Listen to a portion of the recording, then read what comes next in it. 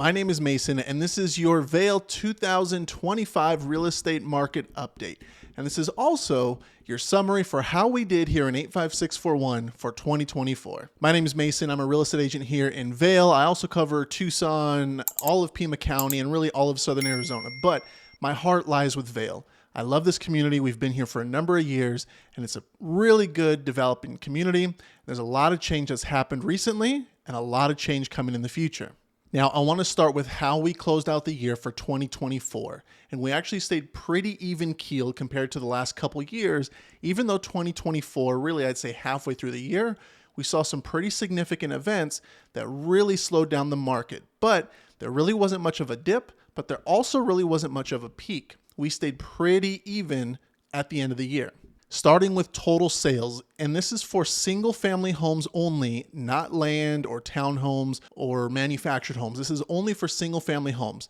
And for 2024, we closed out the year with 821 total sales. And this is second place to 2021, which closed out the year with 850 sales. So about a 29 home difference. We are doing well, and we're seeing a lot more homes sell. So it's good that there's been a rebound. And there was a good rebound in December because November was pretty darn slow. Next is the home values and what they were at the end of the year. And in 2024, Vail closed out the year with an average home price of $440,000. Now, this was not the record-breaking year. We saw that 2 years ago in 2022. So in 2024 at $440,000, Vail actually was in third place for its all-time closeout of a year. And the first place year was in 2022 at $446,000. Second place was 2023 at $442,000. And again, we closed out at $440,000. So over the last 3 years, we've only seen a difference of about $6,000 when it comes to average home prices, which is good. That line has been steady, whereas other parts of Tucson have seen some significant increases. So Vail, although a bit saturated with homes, has found its stride and is staying steady. Now, zooming into how we did last month, it seems that there was a bit of confidence put back into the market. And where I think that comes from is that the sellers and buyers, the consumers in the housing market, have come to understand that this is the norm. The rates that we're seeing, which are hovering around 6.5% to 7%, and they've even crossed over 7% for a little bit, those aren't going anywhere. All this speculation and the amount of people that told me, oh, Mason, I'm going to wait for the crash. I'm going to wait for rates to come down. I'm going to do X, Y, and Z. I've always said that there's nothing on the horizon. There's nothing in the future that we can see or speculate on that's going to point to any significant change. The market's the market. And we can't predict what's going to happen tomorrow, a week from now, 2 months or 6 months from now. And consumers have understood that. So year over year, we look at how December was in 23 versus 24. Vail was up 5% for total homes sold. So that shows me sellers and buyers are getting out from behind the door and they're entering back in the market with the understanding that this is the standard. And they've made some sales, they've made some purchases, and homes are still selling. Now, that 5% might not seem huge, but again, it's up from last year, which this year has been an election year. It's been winter. And now going back to November, we saw Vail for the first time in a while take a little dip when it comes to the average home price. Well, in December, we have seen a slight increase. It was just a small rebound, but again, that rebound is good in that we're staying even keel. There's no dip. There's nothing coming that we can foresee that's going to completely change the market any which way or another. Now, even though almost every factor here in Vail, Southeast Tucson, shows a good, healthy market where home values are appreciating, the one factor, the one metric that always, I would say, gets worse throughout the months is days on market. Right now, there are the median and average days on market, how long a home takes to sell. And that is from when you list your home on the market to when you accept an offer and go under contract. It is not when you close on a home.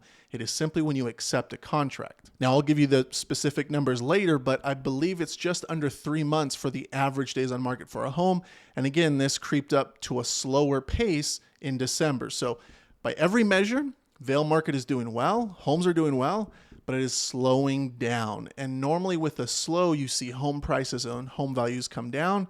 However, Vail has been a bit resilient in that a slower market has still led to home value increases. Now, two categories I want to touch on is if you have a home in the $300,000 to $400,000 range, you are in the most heavily saturated market. Even if you're just slightly above 400, those are where the most amount of homes are sitting. And so you're competing against a number of other homes, both new builds and resales. So if you're in that $300,000 to $400,000 range and whether you're a buyer or seller, I'm curious, are you seeing activity on your home or maybe a lack thereof? If you're a buyer, I'd imagine you have a good selection of homes. I don't know if they're all the best. There's, I think, a lot of new builds that are just sitting, but I'd be curious to know what your experience has been if you've been a consumer in that price point. Now, on the flip side of a price point that does a little bit better are the homes from $600,000 to $700,000. Now, these homes have been performing very well. Their days on market has been significantly less, and they don't sit as long on the market. Now, although there's not a lot of homes in that price point, they do tend to perform better here in Vail. Ultimately, before I get into all the numbers and the nitty gritty, Vail is doing well and we're holding steady. Again, I'm not here to predict and say that anything's going to change drastically or be different in the next few months. Get used to it. This is the environment that we're in. This is the environment that's going to carry us through 2025. Now, I do draw a lot of national level info and market info from some really good resources, and they too share the same opinion, both on a national and local level, is that 2025 is just going to be smooth and steady. 2026, which again is a long ways away, we might see a good bump there. But 2025 should be a stable, steady year and not much ups and downs when it comes to the housing market. All right, so getting into the numbers, the total amount of sales in December for 85641, again, this is only single family homes, was 65 total homes. This is up 3% from the same time last year in 2023. Your average home price was up just about 2%, and it came in at $426,000. Your median home sales price was $395,000. This is actually down just under 1%. I would call that a small change, nothing to cry about. Your average days on market was 78 days. This actually improved. It got a little faster. In December 2023, it was 81 days. Again, a small marginal difference of a change, but 78 days on average for a home to sell here in Vail. Now the median jumped 19 days, the median days on market that is, and median market days on market came in at 57 total days. So about 2 months median for a home to sell. Next is your average price per square foot. This came in at $209 a square foot, and this is up 3.7%. Again, good appreciation there. Now, this next one's important because it tells me how negotiations are going. Even though I'm not there, I can see about what sellers gave up and what buyers got. And the average list price received for December was negative 1.1%. So what that means is if you list a home as a seller for $500,000, on average, you're losing about $5,000, 1%, a couple bucks over that. That tells me that negotiations are stable. There's really no major winner in that. Of course, with homes being on the market longer, naturally sellers are going to have to concede just a little bit of money. But again, that's where negotiations differ. Now, this next one is very important. When you have homes sitting for a while and you have a lot of saturation, a lot of inventory, you want to pay attention to what homes are doing when it comes to dropping the price. This is important for both buyers and sellers. The average price drop for a home dropped from the time they listed to the time they dropped their price was 5.9%. Now, of those 65 sales in December, 38 of those saw a price drop after about 22 days. That was the median.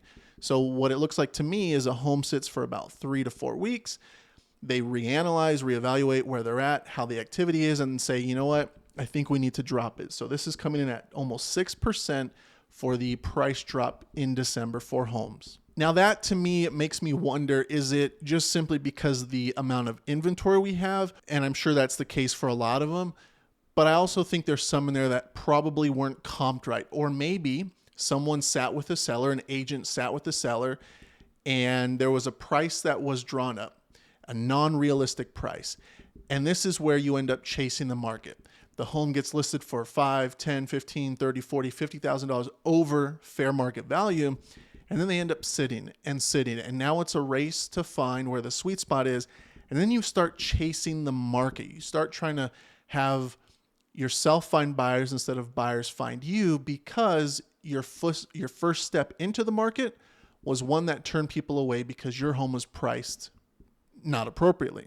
I'll say it time and time again, but I won't really beat it up too much. Price matters. Knowing how to comp a home matters. You can put 100 realtors in the same room together and ask them to comp one single home, and you're going to get 100 different answers. Now, personally, and this is the tried and true way, the best way you can comp a home is in line with how an appraiser will comp a home. And I say that because appraisers are paid to do this. This is their job. This is where they get their training and education from, and they give their reports to both the consumer and the banks. And ultimately, that's going to be the marker that says this home is worth X, not a penny more. Of course, there's a lot more to it, but if you as an agent, or your agent rather, knows what they look for, how to price maybe a casita, maybe how to price 1 acre versus 4 acres, usable land versus non-usable land, pool, views, so on and so forth. All of that is very important, because when I see price drops, I'm always thinking, well, did they start with the right price, or were they promised something that wasn't realistic? For me, I always like to set realistic expectations. I'm not here to win over your business simply by saying yes to a price that I know isn't reasonable. I'm going to be brutally honest with you, because if not, it doesn't make sense for us to work together. Now, this last part is where 85641 ranks amongst all the other Tucson zip codes.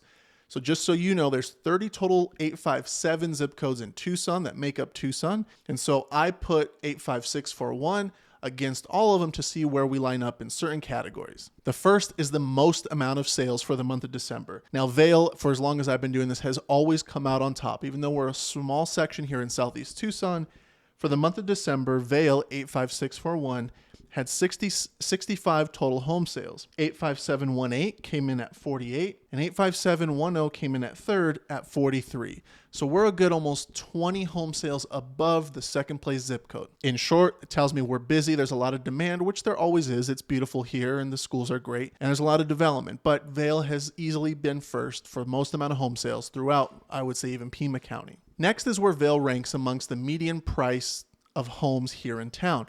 Again, 31 total zip codes, 30 of those are Tucson. Vail ranks at number 11 at a median price of $395,000. So we're not the most expensive, we're not the least. We kind of are north of half, but again, median price just under $400,000 and 11th place out of 31. Now, as for slowest time on market, the most amount of days on market, Vail comes in at 6th out of 31, and we have a day on market of 54 days. And so it tells me we are a slower market, but again, as you heard earlier, home values are doing well, Vail's doing well, just takes a little longer for a home to sell. In short, and my small 2 cents, is that Vail's going to stay the same. We're going to see really not a whole lot of change. Of course, we all know that there's a lot of building, a lot of homes being built, not enough road here in town.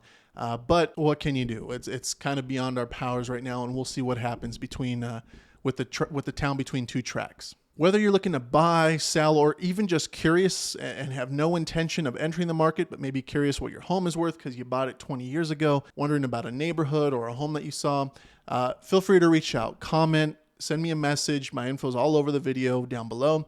I'd be happy to help. I genuinely love what it is I do, so I don't mind answering questions, taking calls. Again, it doesn't matter if you're looking to buy or sell. Maybe you want a second opinion. I'd be happy to help either way. Thank you guys for watching. I'm Mason, and I will see you in the next video.